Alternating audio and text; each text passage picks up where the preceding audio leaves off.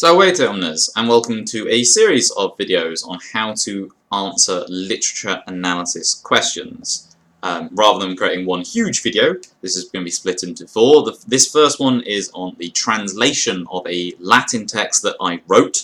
The second one would be analysing literature terms that are in that text.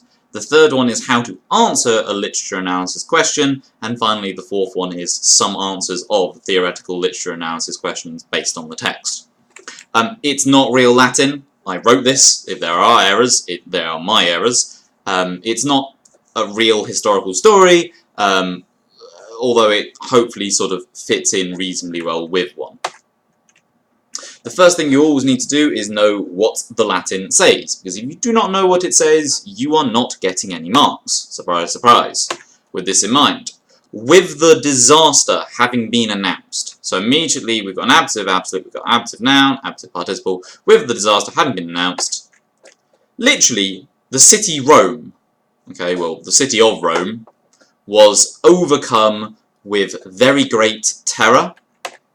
Daughters were crying, or wept in this case, about or for their fathers, wives about their husbands, mothers about their sons. Non modo, not only the stupid, sed etiam, but even the fortissimi, the very brave, or the bravest men, were afraid that, so this is a fearing clause, the res publica had been or was lost, and the gods above had abandoned them, say being a reflexive, so it's referring back to these stupid and brave people. One man, however, named Gaius Caecilius Fidelis,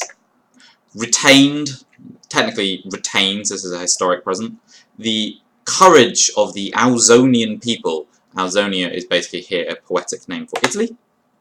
That man, or he, addresses, again, historic present, the senators having been summoned, so the summoned senators, from the rostra. The rostra was the platform from which the speeches were made in the forum, or could be made in the forum, with sail-winged words. Technically speaking, that's sail flying. Bit of an odd word to use, you don't see it very commonly in Latin, but there is a reason, as you will see later, for me using it. Num is a question where you expect the answer to be no. So surely, fathers, you do not want to flee from Rome. Cities don't need prepositions. Surely you are not suffering or allowing your Vostrum people to be slaughtered. Surely you are not surrendering the head and heart, core being a third declension neuter word that's not on the GCSE list, to the head and heart of Hesperia to our enemies. Hesperia is another poetic name for Italy. It comes up a lot in the Aeneid, that one. Minime, no! Dico vobis, I say to you, no!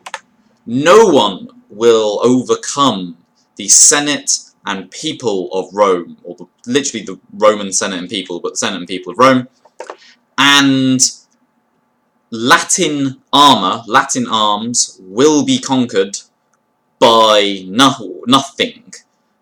There's a reason for the messed up order here, it will come up later.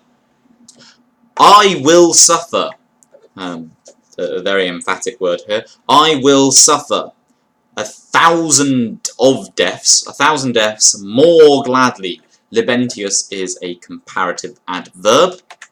More gladly than the destruction of the temple of Jupiter the Stayer. That was a temple in Rome. Now, go out, go forth, and call the brave men, or brave men, to war. So, that is the section that I wrote. And this is what the whole thing looks like, and in the next ones we will be starting to analyse it. Thank you very much.